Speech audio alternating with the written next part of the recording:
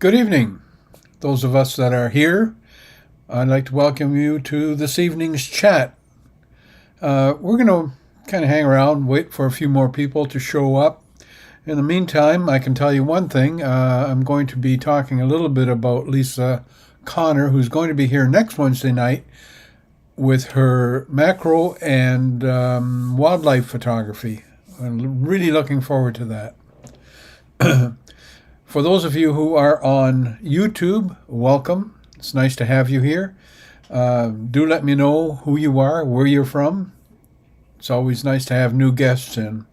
And, of course, it's always great to have the regulars and the old guests back. Anybody who's interested in photography would be interested in this chat, and you're all welcome to attend and to show your photographs. If you have any photographs you'd love to show, then we'd love to see them. But unfortunately, to do that, right now the only way to do that is, of course, to log on to Zoom. And I can give you that link in the chat window in a few minutes if you wish. Let's see, maybe I can do that right now while we're kind of hanging around and waiting. Let me grab my Zoom window here and get the link. I think I got it there. Yeah. Okay, got the link, so that's good. And now if I go to the chat, here is going to be, as soon as I get it in there.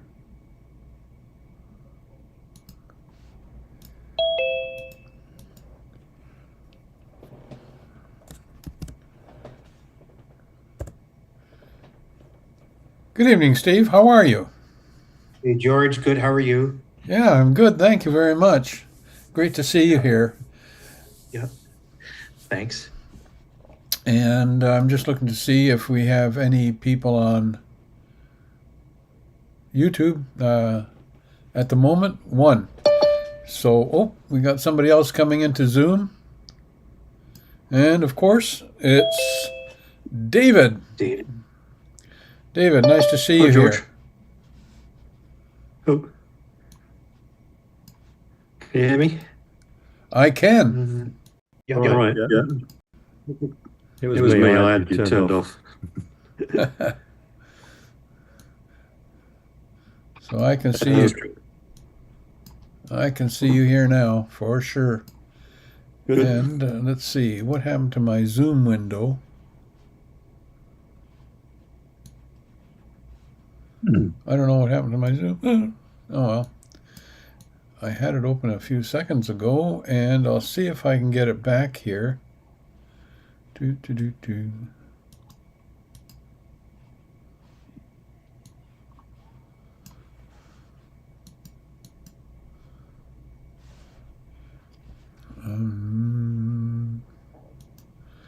think it'll probably come back if somebody else rings in.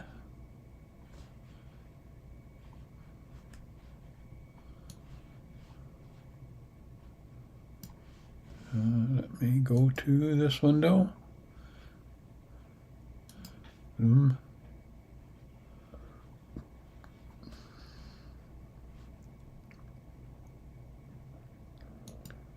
Oh, there it is. All right, fantastic. Okay. And this time, I think, let's see.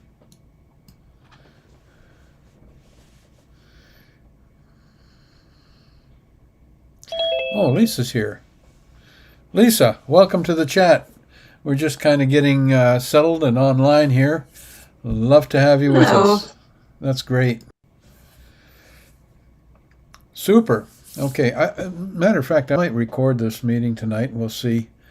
Let's see here. Record. Recording in progress. Whoa, thank you. Nice to know that. Did you hear that? Yeah. Yeah. Good. That's I haven't heard that one before, so that must be one of the upgrades, something new maybe, that they actually announce it, not just put a little window up, because a lot of people can miss that. Okay, so we've got a couple of people watching on YouTube, and if you are on YouTube, please let me know where you're from and who you are. so we can welcome you to the chat. And tonight there are, there is one thing that I'm going to be talking about, and that is precautions you should take when traveling internationally. And some of the things that you should be doing before you actually go to a country and just start taking photographs. And these are just some hints and tips so that you don't get into too much trouble. Okay, but before we even go there, I want to, first of all, go to my little preview window here. And we're going to have Lisa with us next Wednesday night, showing us some of her macro photography as well as her wildlife photography. So looking forward to that. And that, of course, is going to be coming on December the 3rd, 7 p.m., right here on our chat channel. And looking forward to that. Now, I'm just going to, I take it you guys can hear me, but I am going to go to my earbuds instead of my MacBook microphone because I think it's a little bit better. There we go. How's that? Is that does that make me sound nicer? Hope so. Actually, something what's that, David? Better or worse? Really? Okay, let me try something else that I've never done. Put both of them in. There. Now it should be in stereo. Okay. All right. So there's this, right? Now I'm gonna switch. I'm going to switch mics. Let's see.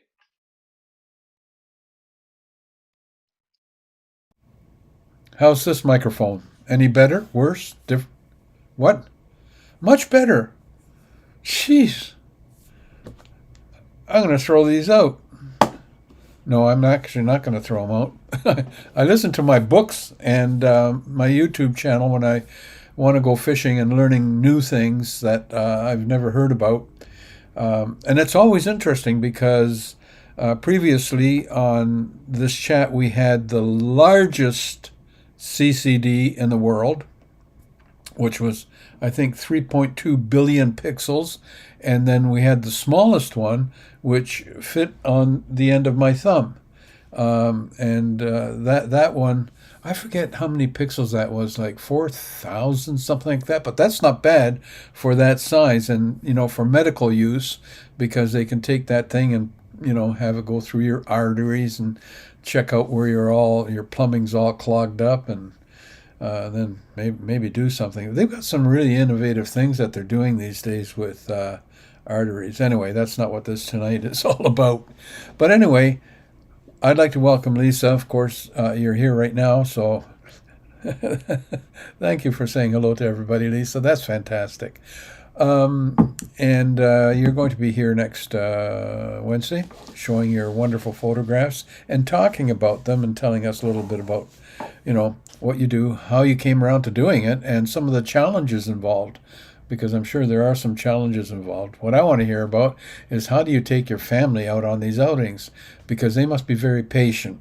They must be very patient, because you can say, oh, I want to get this shot. Half an hour later, they're still waiting for you. Yeah. Okay. So let's see. We'll go on to the next thing here. Okay. So tonight I'm going to talk about travel photography, and photo restrictions in various countries. Now, I have picked some countries, obviously not all of them. And some of these are very heavy in restrictions. Some of them have some strange restrictions. So one of the things that I always suggest, that if you're going to do any traveling and you're going to hit a few countries, keep in mind that the laws there are not the same as the laws here. So what you can do here, you may not be able to do there. And if you do those things there, you may get into trouble. And you certainly don't want that kind of trouble, especially if they put you in jail. So it's always a good idea, if you're going to be traveling to several countries or even just one country, two things you should check up on: their photo restrictions and the climate, the political climate, to make sure there isn't things going on that you really don't want to get in the middle of. But you can get in touch with if they have an embassy here in Canada, you can get in touch with them, or if they have a consulate, you can get in touch with them through their consulate. But make sure that you find out if there are any photo restrictions and what they happen to be. And in a lot of cases, that there are areas that you shouldn't take photographs, and for some reason you really want to take photographs there, tell them that, because what may happen then is if they issue you a visa to visit the country, they may put that on there as an inclusion in that visa, that you can do that. And so that if you are taking photographs where it's restricted and you have the permission to do that, then anybody that stops you, you can show them the visa and you can say, I have permission to take these photographs. So protect yourself. Really, that's what it's all about. Make sure you know what the laws of the country are and make sure that you're protected. So you'll be on the safe side of things. I'm just going to get my little controller here, and we'll go to the next slide.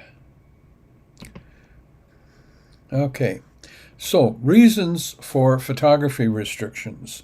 Well, the first one is security, obviously.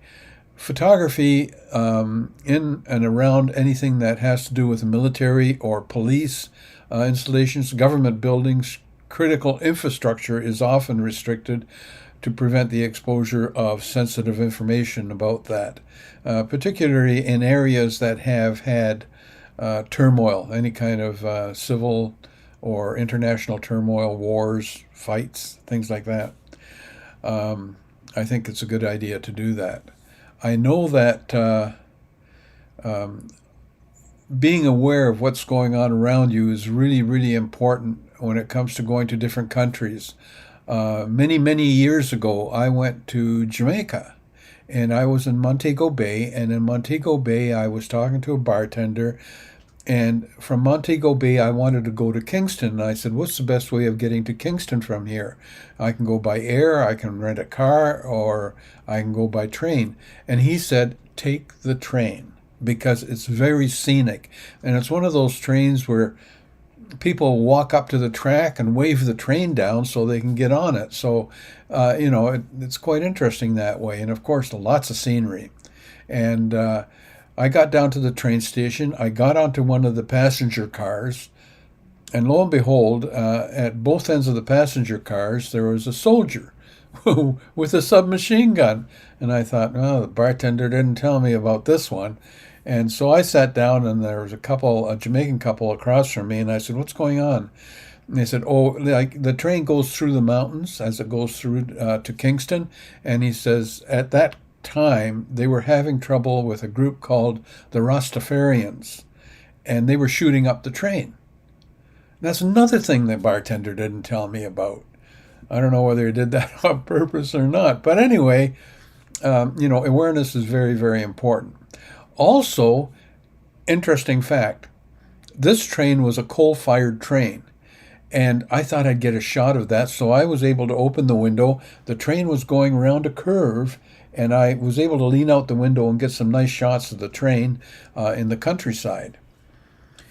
To make a long story short, ending up in Kingston, and the following morning in Kingston, I could hardly open my eyes.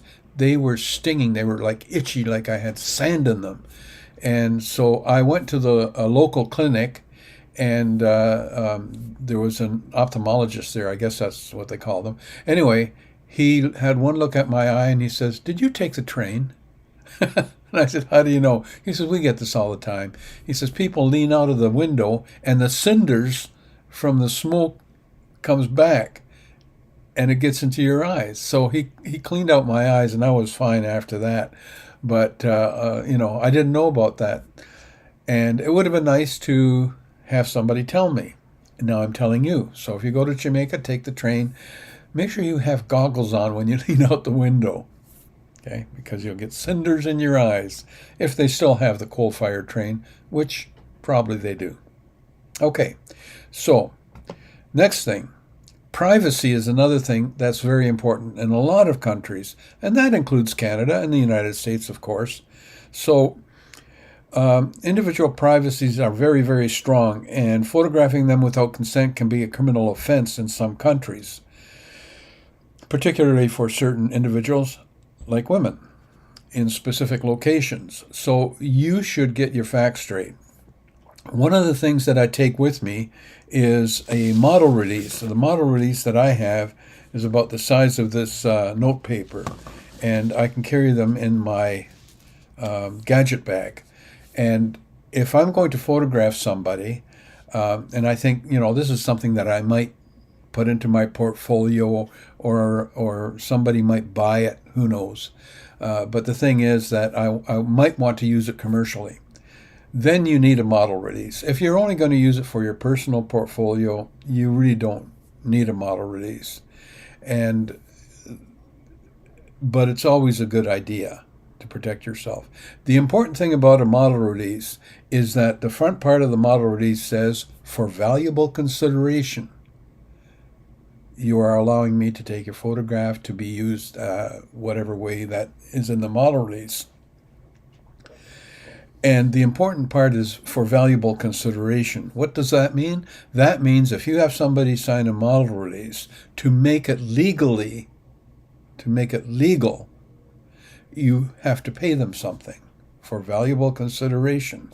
Now, usually it's money, so you give them, whatever money that you feel is appropriate for that photograph. And usually, for most people, it's like a couple of bucks, and that's about it.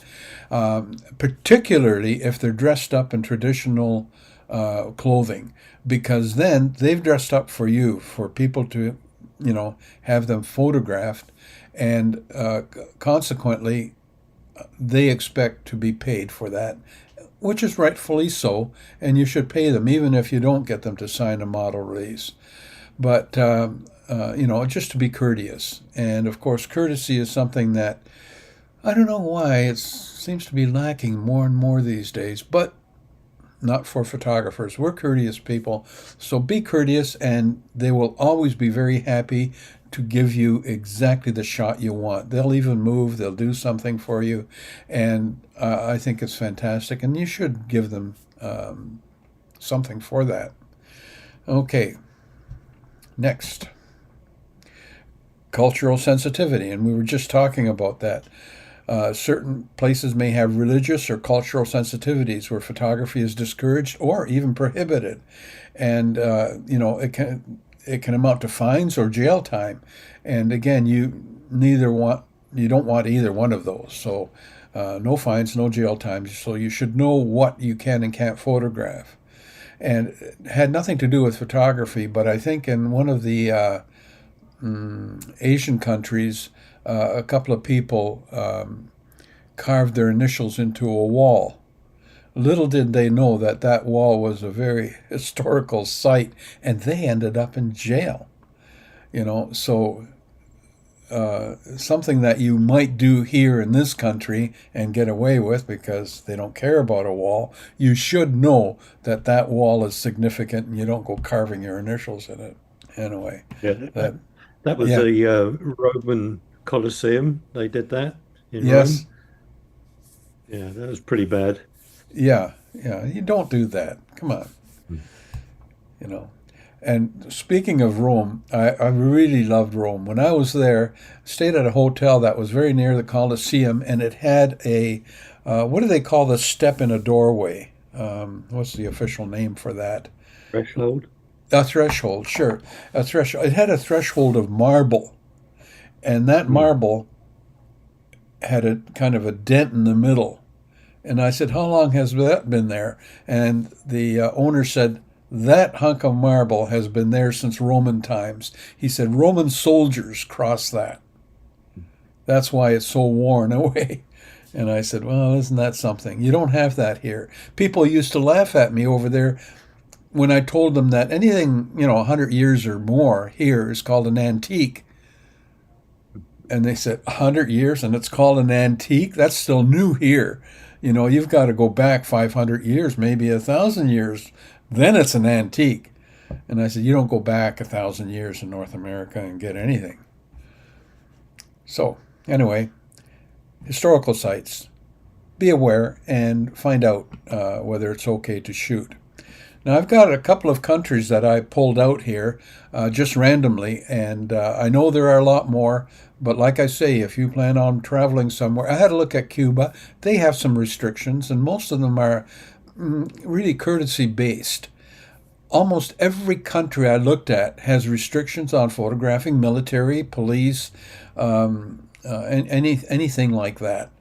And you can consider that to be a reasonable expectation when you go to any country. They don't like you taking photographs of, their airports and all that kind of infrastructure.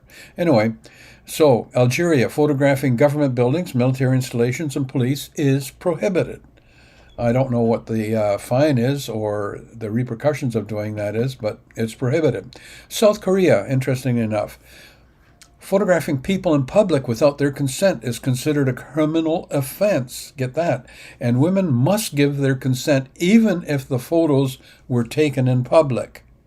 So, yeah, no street photography, especially of females. Breaking this law could see you jailed up to 5 years. That kind of extends your vacation a little bit, unwantedly. Okay, what else do we have here? United Arab Emirates. Photography of certain bridges, palaces, government buildings is illegal, as you might expect it to be.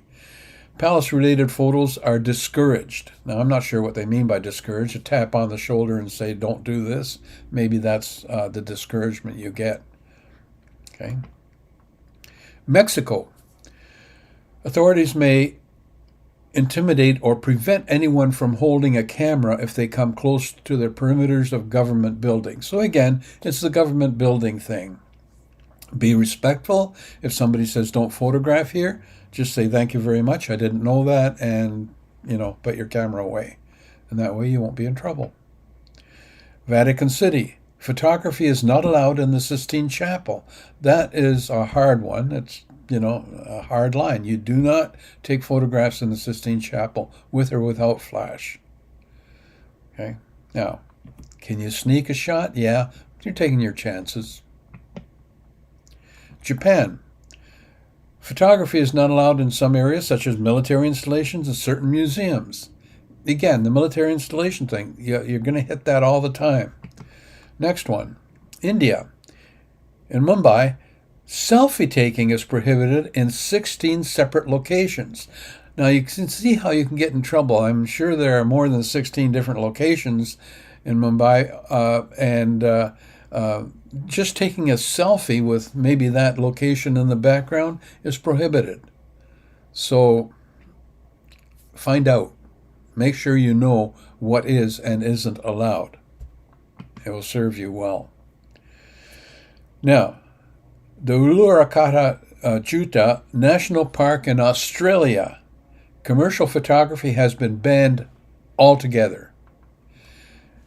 Now, what they didn't say is tourist photography. And I'm sure that while commercial photography may be banned altogether, if you're with a tourist group that's going through this area, I'm sure that there's some leniency in taking photographs in a tourist group.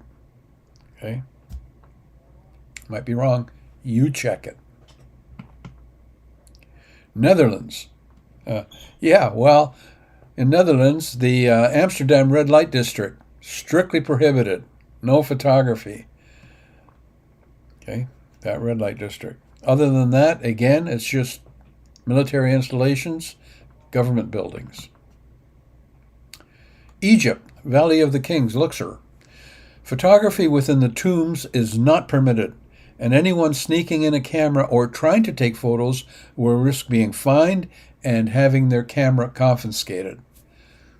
So if you're going to take photographs there, don't take your best camera in, because it might be confiscated. Not to mention you might end up behind bars. So yeah, again, be aware, find out what the rules and regulations are, be respectful, and you'll be fine. Russia, I'm not even going to read this because there were 3 more pages like this for Russia.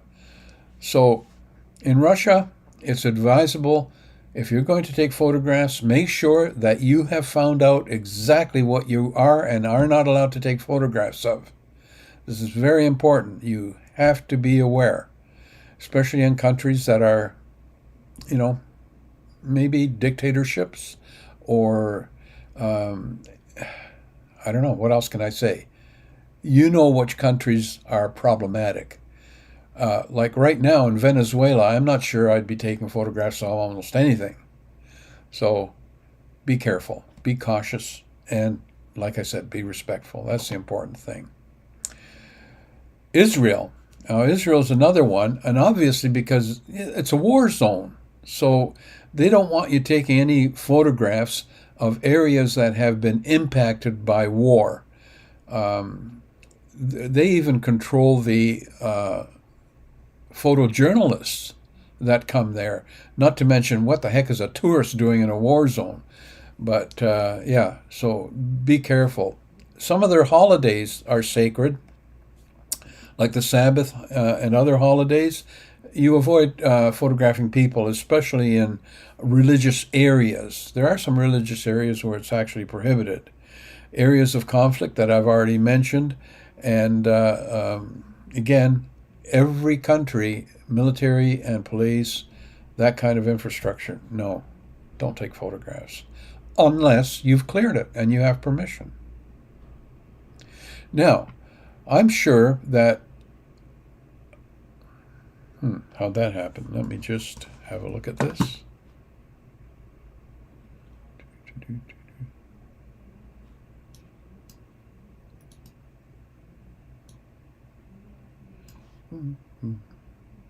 Sorry, I just want to clean this up. There we go. Good. Okay, so wherever you're planning to go, make sure you investigate first. Now, I know some of you have probably traveled to various countries and already know some of these things, or maybe you have had some experience with problems taking photographs, or you have found out what you should and shouldn't do. If you've had that, let me know, because I think it's very important for me to know what you've had some problems with. I think I can take this out now. Yeah. Okay, let's see if I got the right mic. I do. I don't know. Have any of you had any problems with taking photographs in various countries? Anybody? Steve, I can't hear you.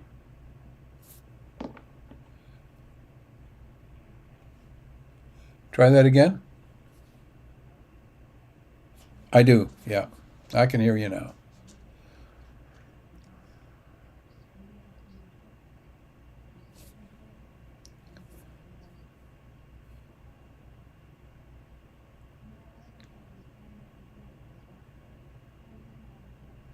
Okay. Yeah, I can see how that could, in a busy city like New York City, that could be an obstruction. You know. Well, there are some places that museums and some other places, they strictly prohibit selfie sticks because they end up hitting people with it, you know. So, yeah, I can see how tripods would be discouraged. Yeah. And who would know this except you're telling us now? Or if you did some research, right?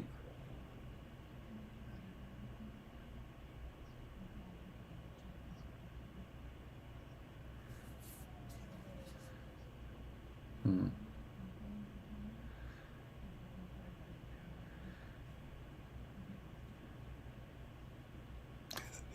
Yeah. Yeah. Yeah. Yeah. Well, thank you. I appreciate that. And because, you know, there's a lot, the photographers that come here to this website have a lot of experience, have been to different countries, or places and have found out things that they can share with us. It's always good to have that kind of knowledge, first-hand knowledge. That's always good. I don't think there was anything else. The only place I got in trouble was a long time ago in Hungary. I was taking a photograph. It's a beautiful piece of architecture, the train station. And I was taking a photograph and a tap on the shoulder and police saying, "You can't do that." He didn't ask me to erase it, but he said, "Yeah, you can't. That's prohibited." You know. And it always reminds me of photojournalists who, this is years ago when Canon first came out with the dual SD slot. And when they first came out with that, and photojournalists going to the Near East and conflict zones were told, "Give me your SD card, please." And they would take out the one they weren't using. And that worked for a while until they figured out there are two cards in that camera. But of course, nowadays, though, with some of the modern technology that cameras have, you can send it to cloud right away. So it doesn't matter if they get your card. You know, it's already posted somewhere. Especially cell phone photographs, right? That's almost immediate. It's gone.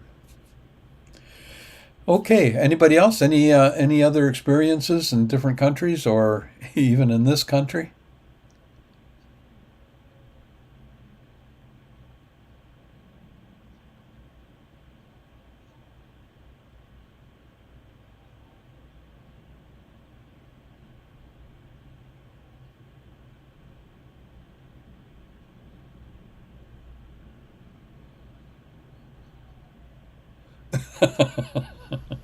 Yeah.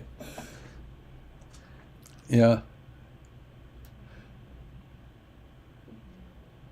Yeah. Well, I know that in Canada, for example, and this law has been tested, that a photographer who's out in public taking a photograph of a building, could be a private building, is allowed to do that.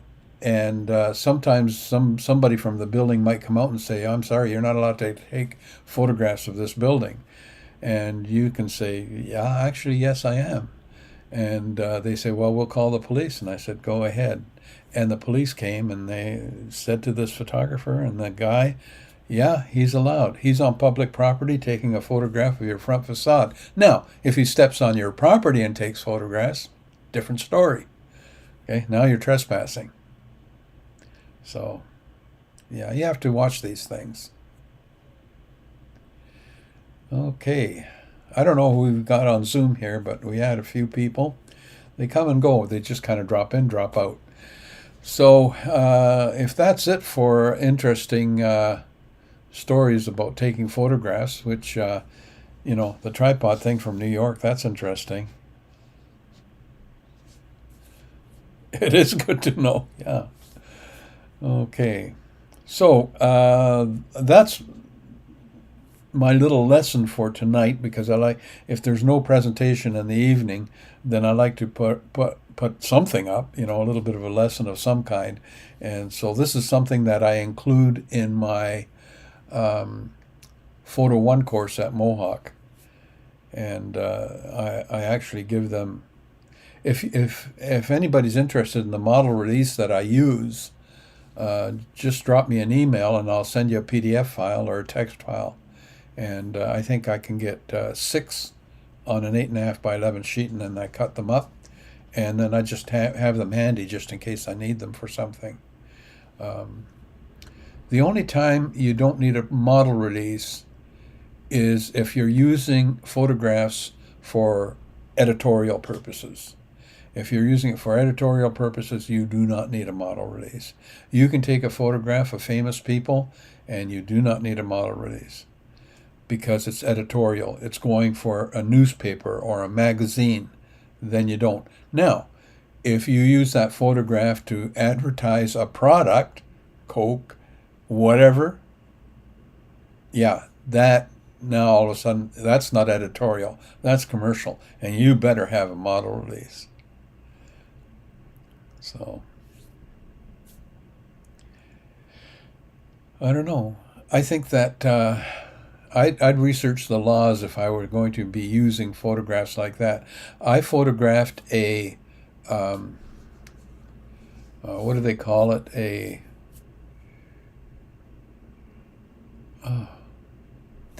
Slipped my name.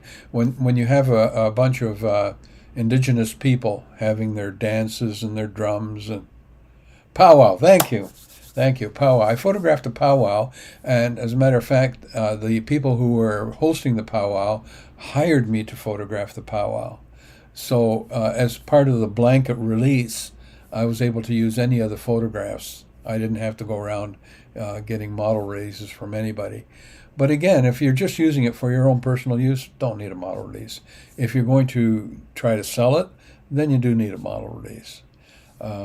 Because then you're actually using their face or their costume to sell something.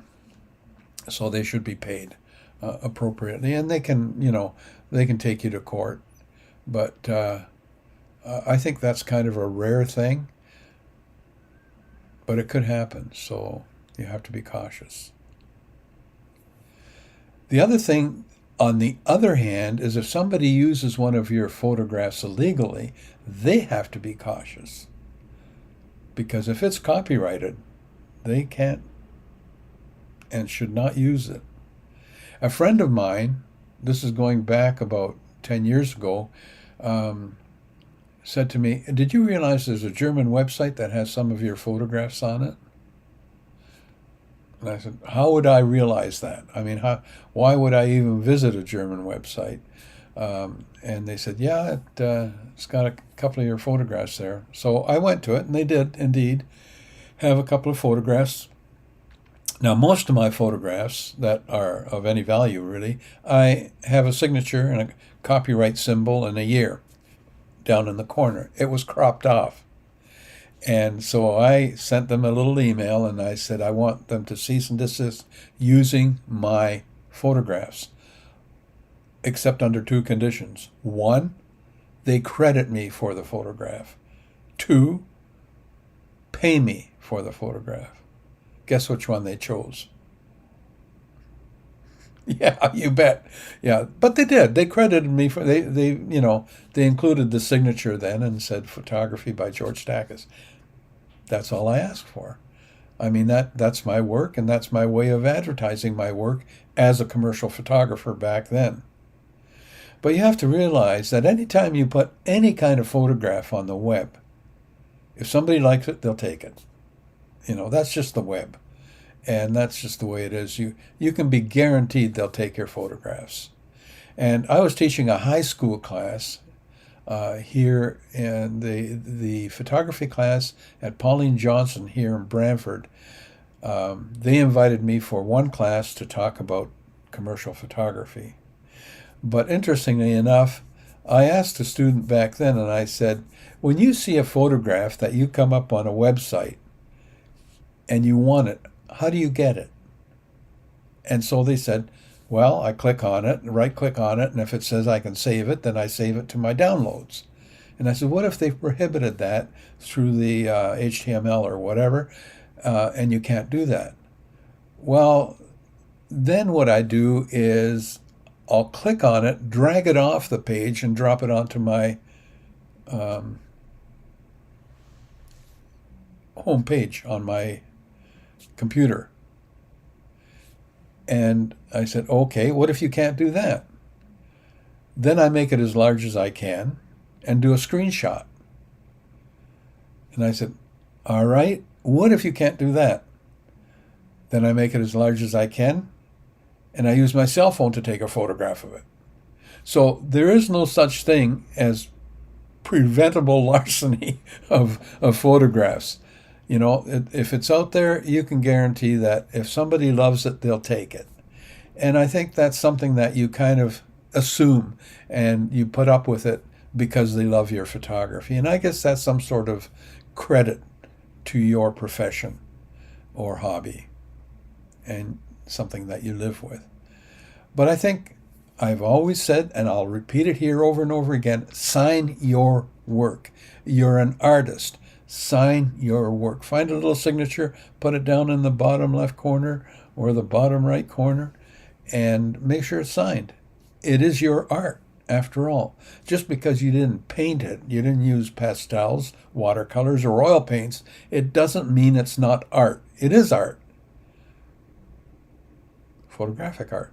Sign your work. At least when you sign your work, it goes with it if somebody downloads it and takes it. So that's important. Okay. That's my little rant about photographs and people taking your photographs. You have to expect that. And, you know, if they didn't like it, if your photography wasn't any good, they wouldn't take it. So I guess it's a compliment. How many of you do sign it? Do all of you sign your work? Good.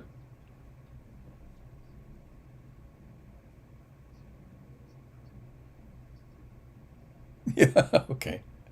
Yeah. And of course, one of the other interesting things is that, like, on my camera, I can go into the XF information on that camera, and on my camera, I can actually put in my copyright. So that's embedded in every photograph I take. And what happens with that copyright is interesting, because I had somebody call me, and the only time I really do that and make sure I do it is if I'm doing any commercial work, weddings, or anything like that. That copyright is there embedded into that photograph. And they took my photograph, because I sent them a digital file. They took it to a local printer to have it printed. I got a phone call because they called the people that brought that in and said, "This is copyrighted. We can't print it. You'll have to get permission from the photographer." So, you know, legitimate photo labs, they look at those copyrights because they can get in a lot of trouble printing your stuff. If you found out they printed a 16 by 20, you can say, "You shouldn't have done that. That's copyrighted." You know, and they have to know to look at the XF information, which is embedded into the photograph. There's so much you can embed into every photograph. All you have to do is you have to go to Lightroom and look at the XF information, and you can put the names of the people that are in, and that's something else that's so important, the names of the people that are in the photograph. I went to a garage sale. Sorry to keep on going like this, but I went to a garage sale and here in Brantford, and they had boxes of old photographs, like from the early 1900s, black and whites, beautiful shots, and it was near the end, and he's throwing them out. And I said, "Why are you throwing these out?"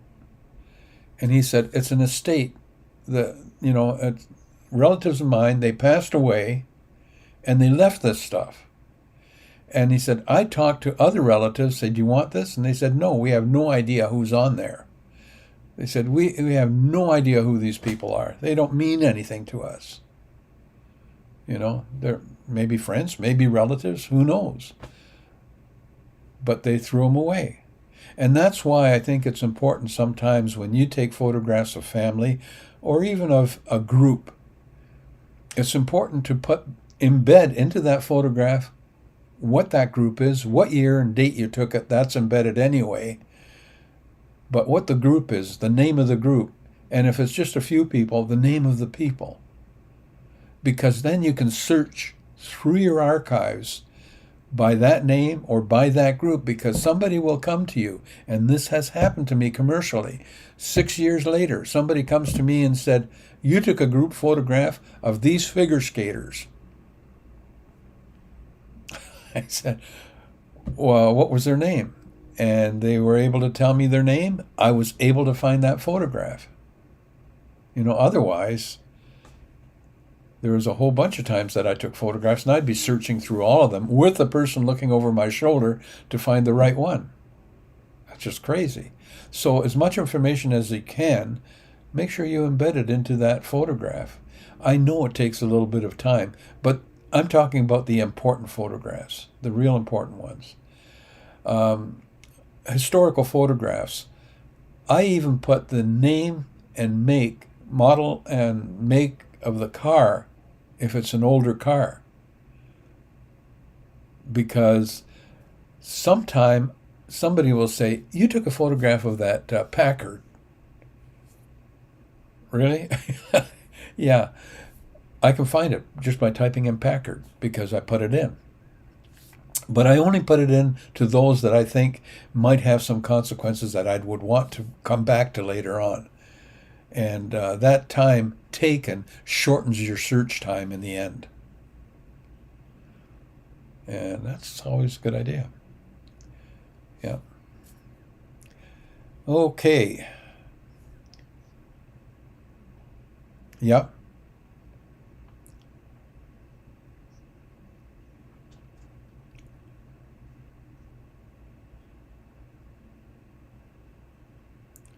Yeah.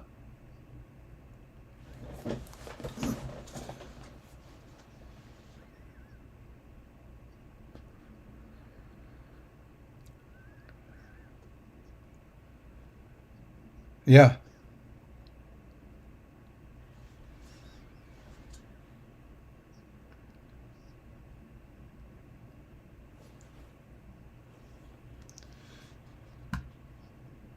Yeah.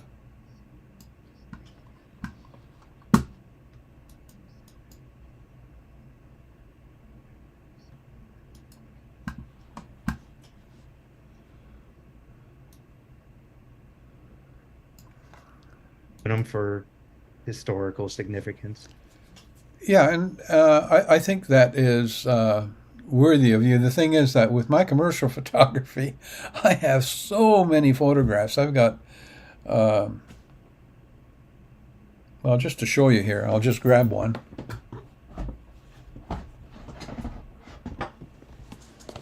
I got dozens of these. Let me show you here. Let's see if I can do something real cool. Yeah, there. See these things? Okay. And I can show you. Hard drive. Okay, these are hard drives out of computers. Once they're full, I take them out, put a new hard drive in. And that's how I archive all my work. Fact is, I'll probably never look at this unless I'm searching for a particular photograph. But I can't throw them out. There's just something about photographs you can't throw out. Yep. When I was when I was first starting in photography, I went to a printer to have business cards made. So I had business cards made. I don't know if I've got one here. I might have. I should have. Yeah, I do. Okay. Even my retired business card, which doesn't have an address on it, because I don't have an address, has a photograph on it. I never had a photograph before until I went to this printer, and the printer says, "You should have your photograph on that card." And I said, "Why?" He says, "Because statistically, when people are going through their old cards and throwing them out because their card file is full, they can't throw out a photograph with a face on it because it's like throwing somebody out. Whereas any cards that don't have a face on it, gone. So the face is an important thing. So I put it on the card. The other thing that I've been putting on cards lately is this on the back of it to my website. You know, that saves them from trying to type in the .com and all that stuff. They just put that on their phone and there they go. And now I'm doing that more and more. And if you want a little bit of a business possibility, a long time ago I thought about this. They're actually doing it in England in a few places. They're putting QR codes like that on tombstones. And then you take your camera, you take the QR code, shows you a picture of the person and a history of their life. It's kind of cool. Well, And hopefully they still use QR codes in the future. And it's done on metal, so It'll last forever. I'm sorry, what did you say, Steve? I said hopefully they're still using QR codes in the future. Well, exactly, and that's the one thing about digital photography, digital anything, is the change, and I'm waiting for the next change. So far, JPEG has ruled. As far as I'm concerned, PNG should have ruled, but it was late. But JPEG has ruled. What is the next format that's going to be better than JPEG? And not a lossy format like JPEG is. What's the next format? And after a while, you take something that is JPEG to a print shop, and the kid will say, "Never heard of this. What is this?" And that actually happened to me. I had a client who 6 years before had a tape made of an interview of stuff that they were doing. And they got the tape, right? And 6 years down the road, they came to me and they said, "Can you convert video to digital?" "Sure, I can do that for you, no problem." And they said, "Okay, we'll bring the tape over." They came over, and I thought the guy was delivering a pizza. It was a box, about 1 foot by 1 foot. Open it up, reel-to-reel videotape. Reel-to-reel videotape. And I said, "Who did this?" And they said, "CKOC in Kitchener." And I said, "Well, I can guarantee you they don't have reel-to-reel machines anymore." Anyway, I called them up and they said, "You're right. We don't have reel-to-reel." I called Toronto, all the service places in Toronto, no reel-to-reel video. So finally, I just did a search on the web and I found a place in New York City. Did reel-to-reel conversions. And I asked them how much. When I found out how much and I talked to my client, I said, "Are you sitting down?" "You better be," because I told them how much it is, and they said, No way. We can't afford that. It's not worth that." And I called back and I said, "Why so expensive?" And they said, "Well, how many did you find?"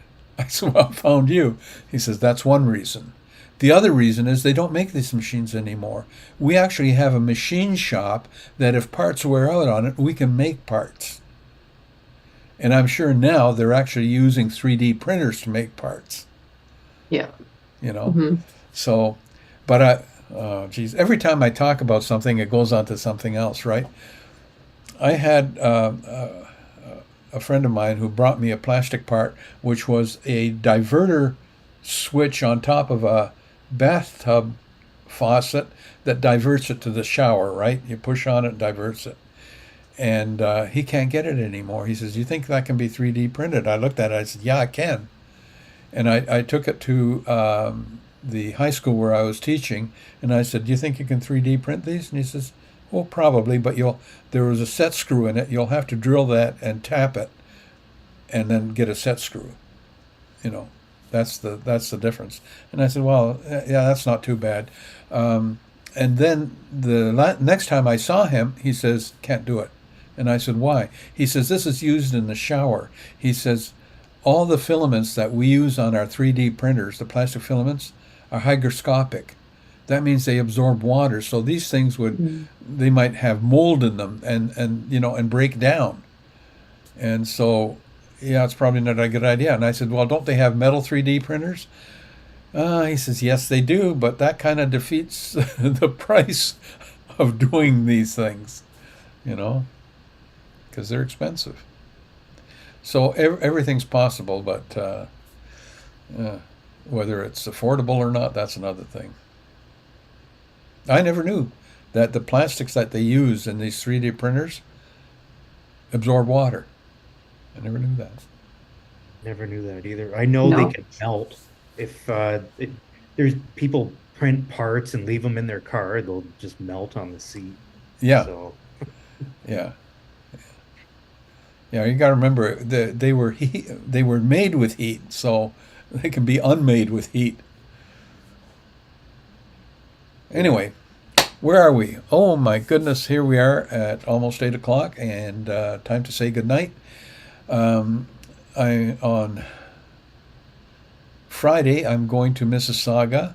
For years, many years, I've been photographing Santa Claus at the Bradley Museum in Mississauga. And it's a small log cabin that Santa sits in, and people are brought in, one family at a time, photograph them. They go out one door, they leave with a print. I use selfie printers. They leave with a print, and then the next family comes in. So it's not like the mall. It's very personal and close, and they do it as a fundraiser for the museum. Anyway, Friday is Kids Day from 3 o'clock to 7, and then Saturday from 11 to 3, pets. And we've always done it like that. So we had one day of kids, one day of pets, and that's always interesting. I think that let's see, get this straight here. Holy mackerel! What am I doing? I don't know what I'm doing. There. Okay. Anyway, yeah, and the pets are fun because they bring cats, dogs, obviously, cats, obviously, birds. One year we had a donkey, we had a boa constrictor. So it was interesting. It was a lot of fun, and but on the day of the pets, if they bring kids, that's okay too. And Santa has to be one of those Santas that doesn't mind snakes and stuff. And then he has a special blanket that absorbs anything. But you know, the neat thing is, the Mississauga SPCA, or whatever they are, Animal Control, they have 4 people there to help. So I don't have to worry about setting the animals, neither does Santa. They take care of the animals, so it's good. Anyway, that's what I'm doing Friday and Saturday this week. And this is the last time I'm doing it. I've given my notice that, last year. I got other things I want to do now. Like this. I like this. Yeah, I'm going to. Thank you very much. Yeah, I will.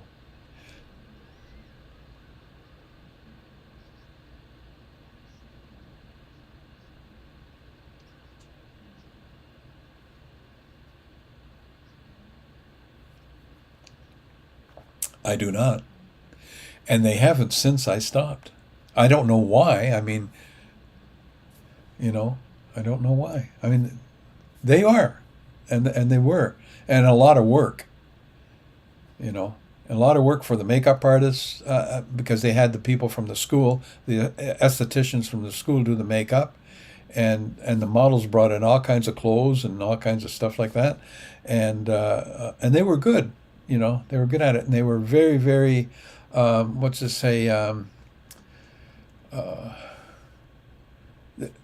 if you asked them to pose like this, they would try anything, And as a matter of fact, I remember one of the models who had a lot of tattoos. I got her where the loading dock is. There's about a 3-foot crawl space underneath it, and she went into that crawl space, and we took some photographs in here of her crouching and looking mean, and she also did some motion things so that her body was still, but her head was moving all the time, and it was blurry. So we did some cool stuff with her. She crawled under there, cobwebs and all. So yeah, they were fun. Yeah, they were fun.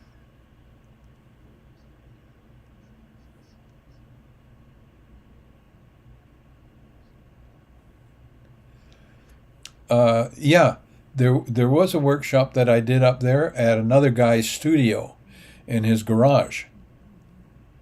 Yeah, and that was a fashion workshop too, but that was not sponsored by the school. That was just me doing it, and whoever wanted to sign up for it. But I don't know why. I mean, it's a lot of work, but it's a lot of fun, and I think the photographers got a lot of images out of it that were a little bit more exciting than the normal run-of-the-day images that they were doing, because it was a little bit off the beaten path, and you don't often have access to resources like that. You know, the makeups and the hair and the costumes and the clothing. So, you know, and the models who are willing to do it. The one thing I did find though was that the hardest model to find were male models, and I wanted male models. So each time I did one of those things, I usually got one, maybe two, you know, models. And I think yeah, yeah, and he actually dressed up in combat gear for one shot, if I recall correctly. So, oh yeah, the beach one, yeah. Oh, that was Burlington Beach. Yeah, that was a long time ago. Holy mackerel, I was young then. But yeah, and you know the young lady who did most of the modeling for that, she still models. You know, yeah, yes, yeah, yeah, yeah.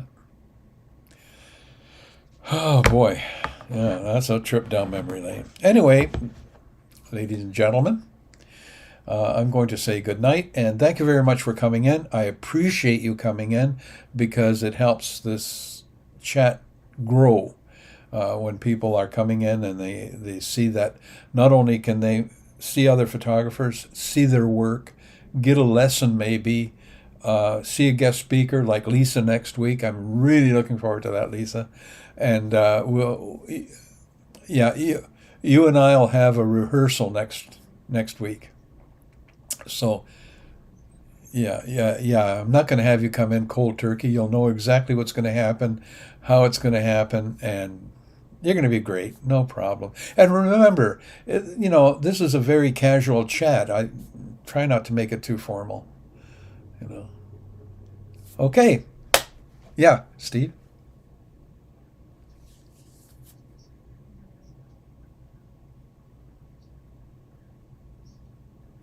Why? Yeah.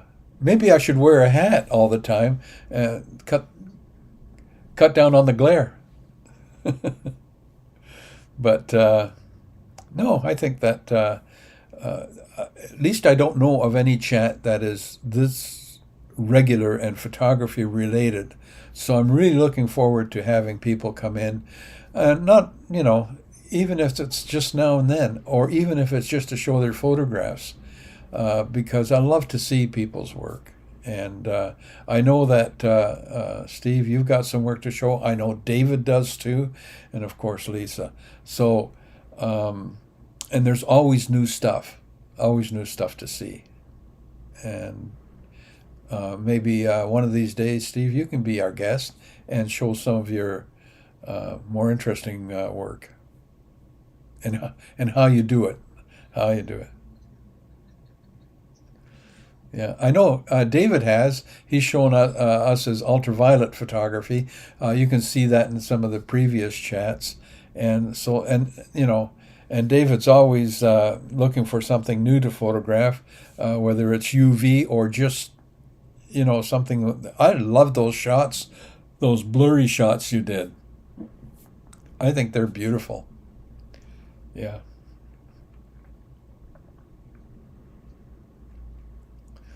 Yeah. Yeah. I just saw because I'm always looking for something, you know. I just saw on I think it was it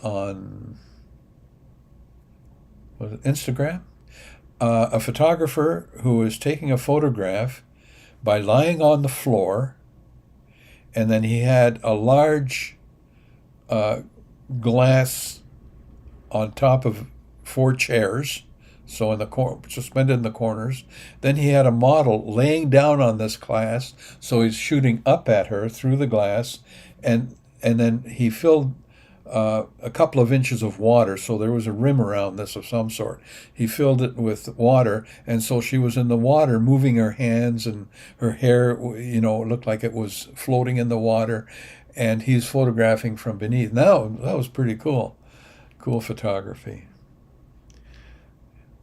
So always innovate. I love it. You can always innovate. You can, MacGyver everything in photography. Yep. And it's just like Anka. Well, you remember Anka? She showed some chipmunk photographs, and yeah, and I said, "This is in your own backyard. Talk about diamonds in your own backyard, but she photographed them in such a way that you couldn't tell it was in her backyard. It could have been out in the wild for all you could see, but it was really done well. And she would just sit there cross-legged and take photographs of the chipmunks as they came and picked up the peanuts she put out. Just, yeah, yeah, yes, yeah, yeah. And I had a look at that website of the Swedish photographer Lisa. I haven't gotten in touch with her yet, but I will, because those red squirrels are kind of interesting. Their ears, yeah, yeah, yeah. So I'll let you know how that works, and I'll tell her one of your fans led me to you. So yeah.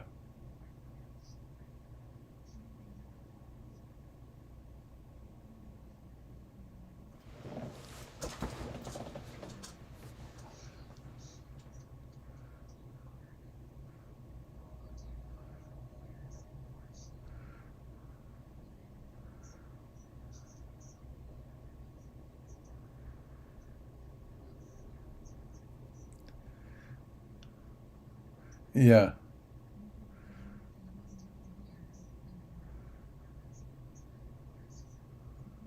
yeah, yeah, yeah. They're not cute when they get into your attic, though.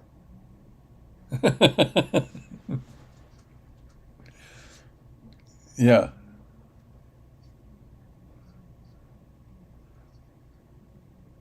yeah.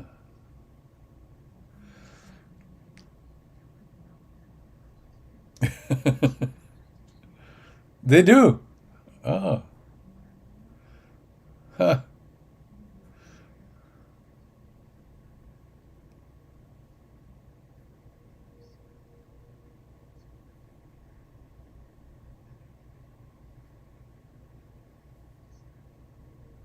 huh. Yeah. Well, I know that the squirrels in my backyard, when we used to have a house down on Chatham Street here, they weren't communal at all. I mean, they buried their nuts everywhere. And the thing is that how could they be communal? Because nobody knew where they were a day later. They didn't know where they buried them. Okay, ladies and gentlemen, that concludes tonight. We'll see you next Wednesday. Lisa, I'll see you at a rehearsal, and then we'll get ready for it. So you're all invited, and yeah, it'll be great. Okay. We'll see you next week. Bye bye.